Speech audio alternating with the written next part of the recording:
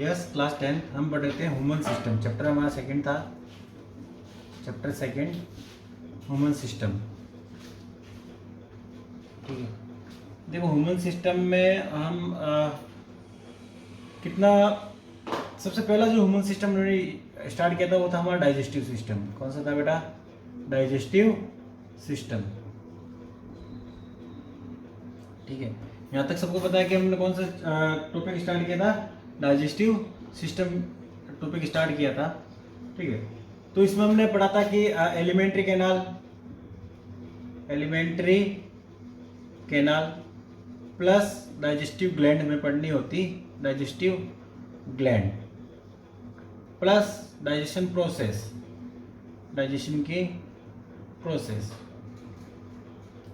तो कल हमने एलिमेंट्री कैनाल की बात की थी, तो हमने बक्कल कैविटी पढ़ लिया था। बक्कल कैविटी के बारे में पढ़ लिया था। उसमें हमने टंग के बारे में देखा था, टीथ के बारे में देखा था। ठीक है, और स्लेवरी ग्लैंड के बारे में पढ़ा था, ग्लैंड। और हमने इसमें देखा था कि डाइजेशन की प्रोसेस, किसका डाइजेशन होता? तो डाइजेशन प्रोसेस हमने देखा था। ठीक है, इसके बाद फेरिंग्स में किसी प्रकार का कोई डाइजेशन नहीं होता है। फूड पाइप या ओसोफेगस में किसी प्रकार का कोई डाइजेशन नहीं होता है। उसके बाद हम चलते हैं स्टोमक में। आज जो हमारा पार्ट चलेगा वो कौन सा होगा बेटा? स्टोमक। कौन सा होगा? स्टोमक। देखो मैं बक्कल कैविटी के पार्ट्स बताया और उसमें डाइजेशन की प्रोसेस भी बता दी। ठीक है, अब हम आगे पढ़ेंगे स्टोमक। क्या पढ़ेंगे बेटा? Stomach part. क्योंकि ये जो फूड पाइप है वो किससे जाके अटैच होगी? ये इस स्टोमक से किससे अटैच होगी? तो ये तो हमारी ओसोफेगस है,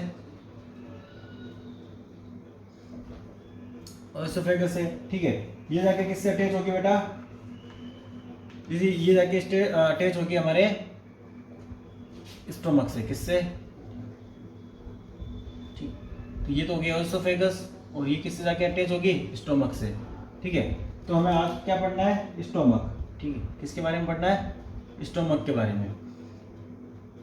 देखो स्टोमक को हम तीन भागों में डिवाइड कर सकते हैं। एक पार्ट ये वाला पार्ट होता है, एक इधर वाला पार्ट होगा, और एक ये वाला पार्ट होगा। ठीक है, तो एक तो ये जस्ट पास वाला पार्ट होता है, ये अधिक, और ये वाला पार्ट, देखो इसको स्टोमक देखते हैं हम। कि हमारे यहाँ पर स्मॉल इंटेस्टाइन स्टार्ट हो जाती है, ड्यूडेनम वाला पार्ट। ठीक है, तो एक तो ये वाला पार्ट स्टोमक का, एक यहाँ पर ये पार्ट, और ये एक वाला ये वाला पार्ट। ठीक है, तो ये वाला पार्ट क्या कहलाता है? फंडस। क्या कहलाता है बेटा? फंडस। ये कौन सा, ये वाला पार्ट कौन सा कहलाता है? पाइलोरिक। ठीक है, ये एक हो गया फंडस, एक हो गया पाइलोरिक। तो ये बीच वाला जो पार्ट है, यहाँ जहाँ से ओपनिंग होती है, वो होता है कार्डियक। कौन सा पार्ट होता है हमारे? Cardiac part. कौन सा पार्ट होता है? तो स्टोमक को कितने भाग में पार्ट डिवाइड कर रखा है? एक फंडस, बीच वाला कार्डियक, और एक पाइलोरिक भाग। ठीक है, देखो जहाँ से ओसोफेगस ओपन होती है स्टोमक में, वहां से जो पार्ट होता है उसको क्या बोलते हैं? Cardiac part. यहाँ पर कुछ स्पिंचर मसल्स प्रेजेंट होते हैं। यहाँ पर क्या प्रेजेंट होते हैं? मसल्स प्रेजेंट होते हैं, जो फूड को वापस पीछे जाने से रोकते हैं। अधिकतर पार्ट होता है, जो मोस्ट ऑफ पार्ट होता है, वो फंडस वाला पार्ट होता है। और पाइलोरिक पार्ट होता है जहां से, देखो स्टोमक से जहां से स्मॉल इंटेस्टाइन स्टार्ट होगी, वहां से वो वाला जो पार्ट होता है उसको हम क्या बोलते हैं? Pyloric part. क्या बोलते हैं उसको? Pyloric part. ठीक है, अब तो स्टोमक की बात करेंगे। ये मस्कुलर ऑर्गन है। कैसा है स्टोमक? ये मस्कुलर है।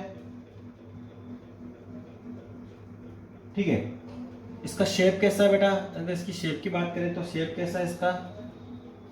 जे शेप्ड है।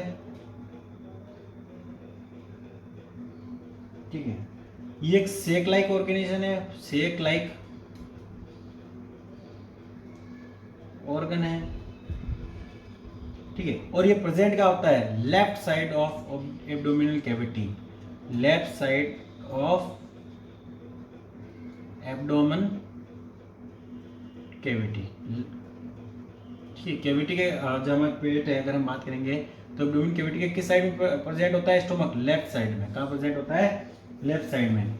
और इसके तीन पार्ट होते हैं। कौन कौन से पार्ट है? अपर पार्ट, इसके तीन पार्ट हो गए। अपर पार्ट जो ये सबसे ऊपर वाला पार्ट है उसको क्या बोलते हैं बेटा? फंडस। ठीक है। फिर मिडिल पार्ट, ये वाला पार्ट, मिडिल पार्ट क्या कहलाता है इसका, कार्डियक, ठीक है। और सबसे लोअर पार्ट कौन सा कहलाता है, पाइलोरिक। कौन सा कहलाता है, पाइलोरिक। तो ये 3 पार्ट इसके होते हैं, इसके 3 भागों में इस पार्ट को डिवाइड किया गया है। अब देखो, ये तो हो गया स्टोमक के बारे में जनरल इंट्रोडक्शन। अब स्टोमक का क्या फंक्शन है, ठीक है। फंक्शन ऑफ स्टोमक देख लेते हैं हम आगे, कि बेटा स्टोमक का क्या फंक्शन है वो देख लेते हैं।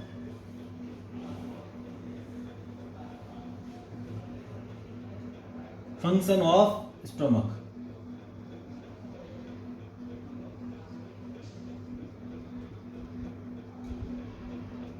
देखो फंक्शन ऑफ स्टोमक की बात करेंगे तो इससे जो एंजाइम्स या जो भी जूस सीक्रेट होता है उस जूस को बोलते हैं हम, इससे जो जूस सीक्रेट होता है उस जूस को बोला जाता है बेटा गैस्ट्रिक जूस। क्या बोलते हैं उसको, गैस्ट्रिक जूस।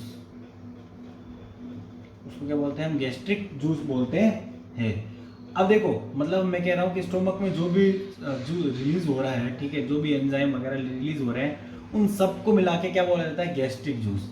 अब इस गैस्ट्रिक जूस में मेनली क्या क्या प्रेजेंट होते हैं, इस गैस्ट्रिक जूस में क्या क्या प्रेजेंट होंगे। एक तो प्रेजेंट होता है HCl, याद रखना क्या क्या प्रेजेंट होता है। एक प्रेजेंट होता है म्यूकस, ठीक है। एक प्रेजेंट होता है हमारे डाइजेस्टिव एंजाइम्स। क्या प्रेजेंट होते हैं, डाइजेस्टिव एंजाइम, ठीक है। अब डाइजेस्टिव एंजाइम में कितने टाइप के एंजाइम्स प्रेजेंट है, 3 टाइप के मेनली एंजाइम्स प्रेजेंट है इसके अंदर। कौन कौन से हैं, पेप्सिन, ठीक है, एक होता है रेनिन, एक होता है हमारा गैस्ट्रिक लाइपेज, गैस्ट्रिक लाइपेज। कितने एंजाइम प्रेजेंट होते हैं, 3 तरह के डाइजेस्टिव एंजाइम प्रेजेंट होते हैं। देखो मैंने कहा कि स्टोमक में जो भी जूस रिलीज हो रहा है उस सारे जूस को क्या बोलते हैं, गैस्ट्रिक जूस। उसको क्या बोलते हैं बेटा, गैस्ट्रिक जूस बोलते हैं। अब उस गैस्ट्रिक जूस में क्या क्या प्रेजेंट है, उसमें मेनली 3 चीजें प्रेजेंट है, ध्यान रखना। एक HCl प्रेजेंट है, म्यूकस प्रेजेंट है और एक डाइजेस्टिव एंजाइम प्रेजेंट है, ठीक है। अब इसके अंदर डाइजेस्टिव एंजाइम कौन कौन से है बेटा, इसमें डाइजेस्टिव एंजाइम सर एक तो पेप्सिन है, एक रेनिन होता है, एक गैस्ट्रिक लाइपेज। 3 तरह के डाइजेस्टिव एंजाइम्स स्टोमक में प्रेजेंट होते हैं। अब इनके फंक्शन भी हमें देखना है कि इनके क्या क्या फंक्शन होते हैं। अब एक देख लेते हैं सबसे पहले HCl। अच्छा सर आप कह रहे हो कि गैस्ट्रिक जूस में HCl प्रेजेंट होता है, तो इसका फंक्शन तो बता दो कि ये HCl करता क्या है। देखो ये फूड, जो भी फूड आ रहा है उसको कैसा बनाता है, एसिडिक। ये क्या है, एसिड है। HCl क्या है, एसिड है, तो फूड को भी कैसा बना देगा, ये एसिडिक। कैसा बना देगा बेटा, फूड को बना देता है एसिडिक, ठीक है। अब फूड को एसिडिक बनाने से क्या होगा, जिससे क्या होगा, देखो फूड एसिडिक बनेगा तो ये स्टोमक में एक एसिडिक एनवायरनमेंट क्रिएट कर देगा। देखो HCl है, HCl स्टोमक में रिलीज हुआ है तो यहाँ पर जो एनवायरनमेंट है वो कैसा हो जाएगा, एसिडिक। कैसा हो जाएगा बेटा, पूरे स्टोमक में कौन सा एनवायरनमेंट हो जाएगा, एसिडिक एनवायरनमेंट हो जाएगा। अब देखो कभी कभी बोलते हैं ना एसिडिटी हो गई है, ठीक है, पेट में क्या हो गई है, एसिडिटी हो गई है, स्टोमक में एसिडिटी हो गई है। इसका मतलब क्या है, एसिड का फॉर्मेशन ज़्यादा हो गया है एसिड, इसलिए उस कंडीशन को क्या बोलते हैं, एसिडिक हो गया है, ठीक है। तो ये स्टोमक में क्या करता है, एसिडिक एनवायरनमेंट क्रिएट करता है। कौन करता है बेटा, HCl स्टोमक में एसिडिक एनवायरनमेंट क्रिएट कर दिया। अब उस एसिडिक एनवायरनमेंट से होगा क्या सर, इससे जो डाइजेस्टिव एंजाइम्स है, कौन से बेटा, डाइजेस्टिव एंजाइम, वो इनएक्टिव फॉर्म में होते हैं। किस फॉर्म में होते हैं, देखो स्टोमक में जो डाइजेस्टिव एंजाइम पाए जाते हैं वो इनएक्टिव फॉर्म में होता है, उनको एक्टिव फॉर्म में कन्वर्ट कर देता है। कौन, HCl एसिडिक, वो किसको किसमें बदल देता है, एक्टिव फॉर्म में। कौन बदल देता है बेटा, एसिड, ठीक है। तो एसिड क्या करता है, इनको एक्टिव फॉर्म में कन्वर्ट कर देता है। तो याद रखना HCl का मेन फंक्शन क्या हो गया, ये जो भी फूड है ये स्टोमक के एनवायरनमेंट को कैसा बना देता है, एसिडिक बना देता है। जिससे क्या होता है, जिससे जो इनएक्टिव डाइजेस्टिव एंजाइम्स हैं वो एक्टिव डाइजेस्टिव एंजाइम्स में कन्वर्ट हो जाते हैं। यहाँ तक हमें HCl का फंक्शन भी समझ में आ गया सर। अब आप कह रहे हो कि सर गैस्ट्रिक जूस में एक म्यूकस भी प्रेजेंट होता है। क्या प्रेजेंट होता है, म्यूकस। तो सर इसका भी फंक्शन बता दो कि ये म्यूकस क्या करता है। देखो आपको पता है ये स्टोमक है, यहाँ पर अगर एसिड रिलीज हो रहा है तो ये स्टोमक की जो ये वॉल है उसको क्रैप्ट कर सकता है। क्या कर सकता है? स्टोमक की वॉल्स को क्या कर सकता है? क्योंकि एसिड है तो एसिड तो अपना इफेक्ट दिखाएगा, तो स्टोमक की वॉल को क्या कर सकता है? ये क्रैप्ट कर सकता है, तोड़ सकता है, ठीक है ना। तो अब इस वॉल को कैसे बचा जाए, इस स्टोमक की वॉल को कैसे बचा जाए? इस एसिड के इफेक्ट से स्टोमक की वॉल को बचाना है हमें। क्या करना है? स्टोमक की वॉल को बचाना है। तो हम क्या करते हैं, इसके चारों तरफ क्या होता है कि म्यूकस की लेयर आ जाती है। किसकी लेयर आ जाती है बेटा? म्यूकस की लेयर आ जाती है। स्टोमक के चारों तरफ किसकी लेयर आ जाती है? म्यूकस लेयर आ जाती है। स्टोमक के चारों आ जाती है म्यूकस की लेयर, ठीक है। अच्छा सर, ये म्यूकस की लेयर आ जाएगी, ये काम करे, इसका फंक्शन बता दो सर। म्यूकस का क्या करती है? ये स्टोमक को प्रोटेक्ट करती है। किससे? HCl के इफेक्ट से, ठीक है। तो protect the stomach wall from acidic effect. तो म्यूकस क्या करता है बेटा? यहां पर देख लो, protect the stomach wall from acidic effect. Acidic effect से इसको बचाता है। कौन बचाता है बेटा? म्यूकस। इसके बाद हम बात करेंगे डाइजेस्टिव एंजाइम की। तो फर्स्ट फंक्शन पता गया हमें HCl का क्या फंक्शन है। ये फूड को एसिडिक बना देता है, जिससे इसके जो डाइजेस्टिव एंजाइम्स होते हैं स्टोमक वाले, वो इनएक्टिव फॉर्म में होते हैं, वो एक्टिव फॉर्म में कन्वर्ट हो जाते हैं। तो HCl ने क्या काम कर दिया? इनएक्टिव डाइजेस्टिव एंजाइम्स को एक्टिव डाइजेस्टिव एंजाइम्स में बदल दिया। ये समझ में आ गया। उसके बाद हम बात करेंगे म्यूकस। तो सर म्यूकस ने क्या किया? ये चारों तरफ कवरिंग कर लेता है स्टोमक के, जिससे क्या कर देता है? ये स्टोमक की वॉल को प्रोटेक्ट करता है एसिडिक इफेक्ट से। तो वो डायरेक्ट एसिड है ना, वो जाके उसकी वॉल पर लगेगा नहीं, क्योंकि उसकी वॉल पर क्या है? स्टोमक उसकी म्यूकस की लेयर आ गई है, तो उसके इफेक्ट, एसिड के इफेक्ट से बचा लेता है। स्टोमक की वॉल को किससे बचा लेता है बेटा? एसिड के इफेक्ट से बचा लेता है म्यूकस। तो सर हमें HCl का भी फंक्शन पता चल गया, म्यूकस का भी फंक्शन पता चल गया। आगे बता दो सर हमें डाइजेस्टिव एंजाइम्स, इसमें कौन कौन से डाइजेस्टिव एंजाइम्स होते हैं और वो कैसे क्या क्या फंक्शन करते हैं। देखो डाइजेस्टिव एंजाइम कौन कौन से हैं? पेप्सिन, रेनिन और गैस्ट्रिक लाइपेज। 3 डाइजेस्टिव एंजाइम है। अब तीनों के फंक्शन देख लेते हैं। पेप्सिन, देखो नाम से पता चला पेप्सिन प्रोटीन के डाइजेशन में हेल्प करेगा। किसके? ठीक है, तो पेप्सिन किसके हेल्प करेगा? Digestion of protein, digestion of protein, ठीक है। प्रोटीन के नाम से तो पी से प्रोटीन याद रख लेना। तो पेप्सिन प्रोटीन के डाइजेशन में हेल्प करता है। तो ये प्रोटीन को किस में बदल देगा? याद रखना, ये प्रोटीन को बदल देगा हमारे पेप्टाइड में। किसमें? पेप्टाइड्स में। कौन बदलेगा? पेप्सिन। तो पेप्सिन एंजाइम क्या काम करता है? ये प्रोटीन के डाइजेशन में हेल्प करता है। किसके डाइजेशन में हेल्प करता है? याद रखना बेटा, पेप्सिन एंजाइम किसके डाइजेशन में हेल्प करेगा? प्रोटीन। आपके फूड में जो प्रोटीन प्रेजेंट है, तो उस प्रोटीन के डाइजेशन में कौन हेल्प कर रहा है? Pepsin enzyme. दूसरा एंजाइम है हमारा रेनिन। तो एक मिल्क प्रोटीन होता है कैसीन। क्या होता है बेटा? Milk protein casein. क्या होता है? Milk protein casein. कैसीन। तो मिल्क प्रोटीन कैसीन को किसमें बदल देता है? ये पैरा कैसीन में। किसमें?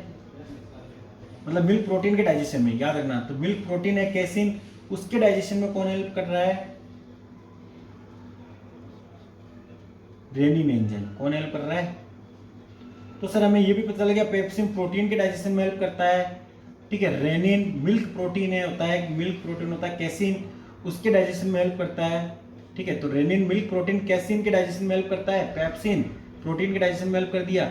अब से एक और बचा है सर गैस्ट्रिक लाइपेज। कौन सा बचा है? Gastric lipase. तो ये लाइपेज से याद रखना फैट या लिपिड। क्या बोलते हैं? देखो लाइपेज एल से लिपिड, तो ये लिपिड के डाइजेशन में हेल्प करता है। किसके हेल्प में? लिपिड के डाइजेशन में, ठीक है। तो लाइपेज हम कह देंगे फैट, ठीक है। फैट ये कह दो या लिपिड कह दो, ठीक है। तो फैट या लिपिड के डाइजेशन में कौन हेल्प करता है? Gastric lipase. क्या कौन हेल्प करता है बेटा? गैस्ट्रिक लाइपेज एंजाइम हेल्प करता है फैट और लिपिड के डाइजेशन में। यहाँ तक देखो स्टोमक की बात हमारी आज कंप्लीट होती है। स्टोमक में क्या क्या जो गैस्ट्रिक जूस होते हैं, ठीक है, उसमें क्या क्या प्रेजेंट होता है याद रख लेना। हमने बता दिया उसके अंदर क्या क्या प्रेजेंट होता है। एक तो प्रेजेंट होता है HCl, ठीक है, हो गया सर। एक होता है म्यूकस, ठीक, एक होता है डाइजेस्टिव एंजाइम। HCl क्या करता है, एसिडिक एनवायरनमेंट दे देता है, जिसकी वजह से क्या होता है, इनएक्टिव एंजाइम एक्टिव एंजाइम में कन्वर्ट हो जाते हैं। म्यूकस क्या करता है, स्टोमक की वॉल को HCl के इफेक्ट से बचाता है। डाइजेस्टिव एंजाइम्स कितने टाइप के होते हैं स्टोमक में, 3 टाइप के होते हैं, पेप्सिन, रेनिन और गैस्ट्रिक लाइपेज। इनका फंक्शन भी बता दो। पेप्सिन प्रोटीन के डाइजेशन में हेल्प करता है, रेनिन मिल्क प्रोटीन कैसीन के डाइजेशन में हेल्प करता है, और गैस्ट्रिक लाइपेज हम बात करेंगे फैट या लिपिड के डाइजेशन में हेल्प करता है। यहाँ तक हमारे स्टोमक वाला पार्ट कंप्लीट हो जाता है। वेरी इंपॉर्टेंट पार्ट है, याद रखना कौन कौन से एंजाइम्स इसमें होते हैं, HCl का क्या फंक्शन है, म्यूकस का क्या फंक्शन है, कौन कौन से डाइजेस्टिव एंजाइम सीक्रेट हो रहे हैं, ये सब आपको आना चाहिए। इसके बाद हम बात करेंगे स्मॉल इंटेस्टाइन। किसकी बात करेंगे बेटा, स्मॉल इंटेस्टाइन। आपको पता है कि स्टोमक के बाद में क्या पार्ट स्टार्ट हो जाता है, स्मॉल इंटेस्टाइन। जैसे ये है, ये हो गया हमारा स्टोमक पार्ट, ठीक है।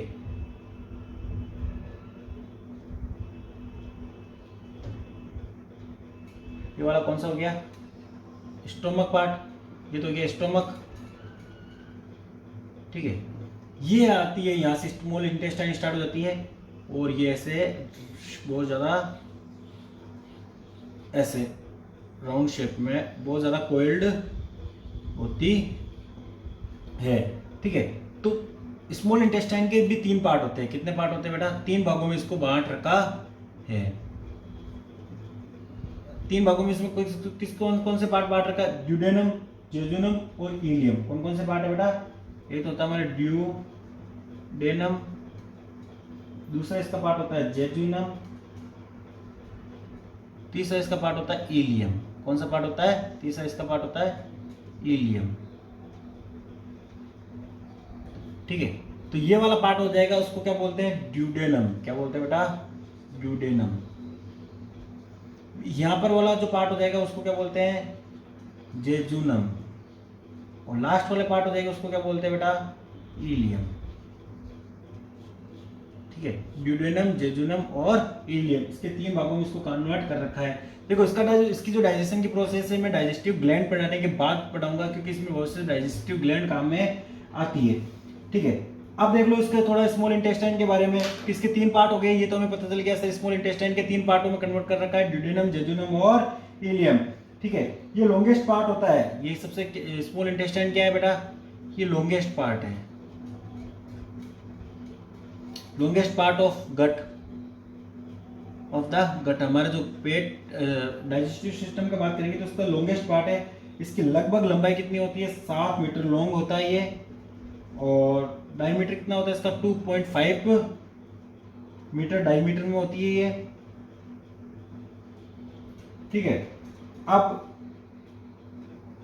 ये स्मॉल इंटेस्टाइन में मोस्ट ऑफ द फूड का डाइजेशन है और एब्जॉर्प्शन है यहाँ पर हो जाता है। तो most of digestion and absorption of food take place,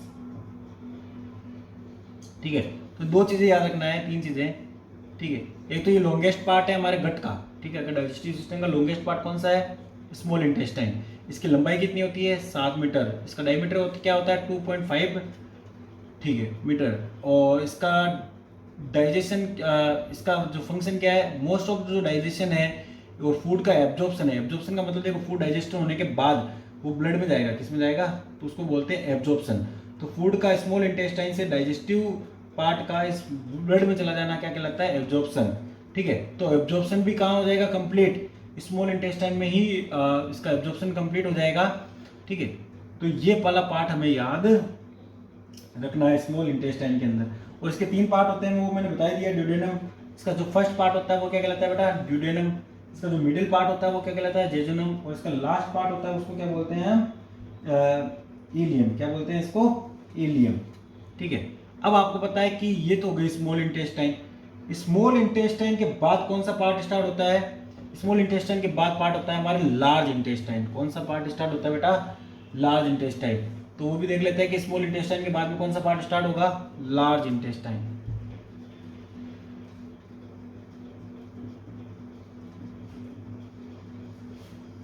ठीक, अब जो स्मॉल इंटेस्टाइन में जो फूड डाइजेशन होने से बच गया है, क्या है, जो अनडाइजेस्टेड फूड है, कौन सा, अनडाइजेस्टेड फूड है, या फिर जो अनएब्जॉर्ब्ड है, फूड एब्जॉर्ब भी नहीं हुआ है,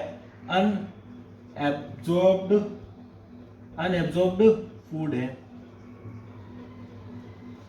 वो कहाँ आता है, लार्ज इंटेस्टाइन में। कहाँ जाता है, देखो स्मॉल इंटेस्टाइन से जो अनडाइजेस्टेड फूड है या अनएब्जॉर्ब फूड है वो कहाँ जाएगा, लार्ज इंटेस्टाइन में आ जाएगा। अब इसके भी कितने पार्ट होते हैं बेटा, 3 पार्ट होते हैं।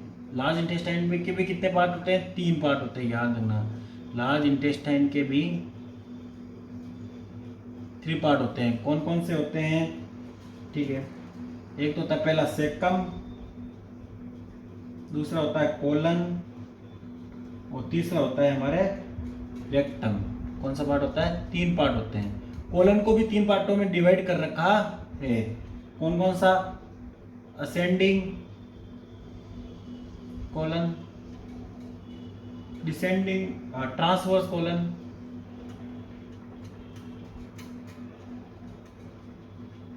और तीसरा डिसेंडिंग